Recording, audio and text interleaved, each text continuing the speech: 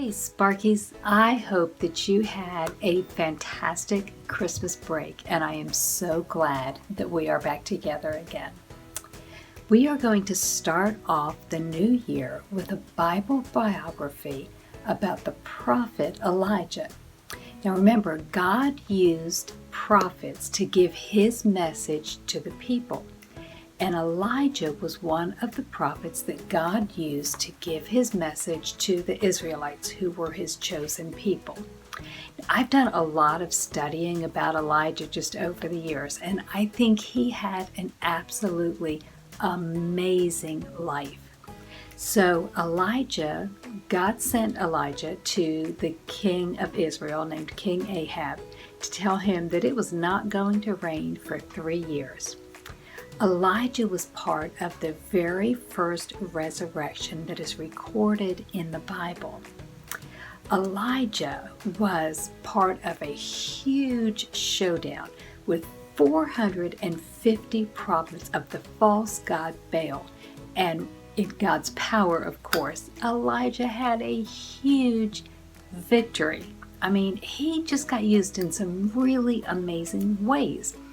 And so just after that huge victory that he had, that's the part of the Bible biography that is in your handbook, okay?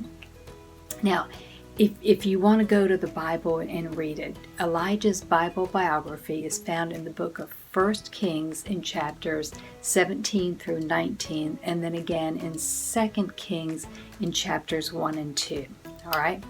So, after Elijah's huge victory against these 450 false prophets of Baal, you might think that Elijah was just full of confidence and that nothing would frighten him.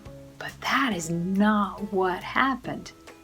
So after this big battle, King Ahab, remember the king of Israel, he goes back to the evil Queen Jezebel and he told her what happened. Well, Jezebel was furious, and so she sent a messenger to Elijah that she was going to have him killed. Well, Elijah was so scared that he ran for his life. And when I say he ran for his life, I mean he ran for like 40 days, and he ended up 260 miles away. That's pretty scared. So he ended up at Mount Horeb in a cave. And then he hears God say, Elijah, what are you doing here? So Elijah starts complaining to God, like, the people of Israel aren't obeying you anymore. And that evil queen has killed all of your prophets except me, and now she's trying to kill me too. So God says, Elijah, go out of the cave. So Elijah is standing outside the cave, and he hears a really strong wind go by. And then he hears an earthquake. And then he hears a big fire. But God was not in any of that. And just after the fire, the Bible tells us that Elijah heard a low whisper. And that's where God was. Now remember, Elijah was scared, he was feeling sorry for himself, and he was tired. He needed to be comforted.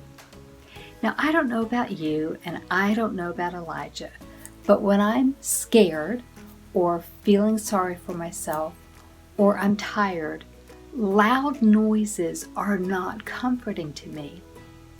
But a soft voice, a whisper, that's comforting. And that is how God spoke to Elijah. Green Jewel 1.3. You've got the last verse of the 23rd Psalm, but then you also have a new verse. It's 1 Peter chapter 5, verse 7. And it says, casting all your anxieties on him because he cares for you. Anxieties are the things that get you upset, like maybe you have a big test coming up.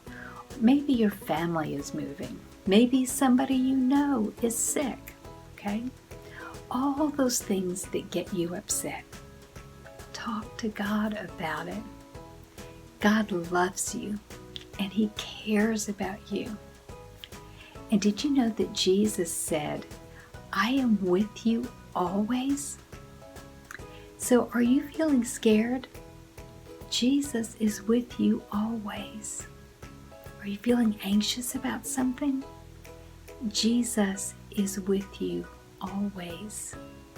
Do you feel like you're alone? Jesus is with you always. And knowing and believing that promise from Jesus, that's a great way to start the new year. Have a great week, Sparkies, and I will see you again next week.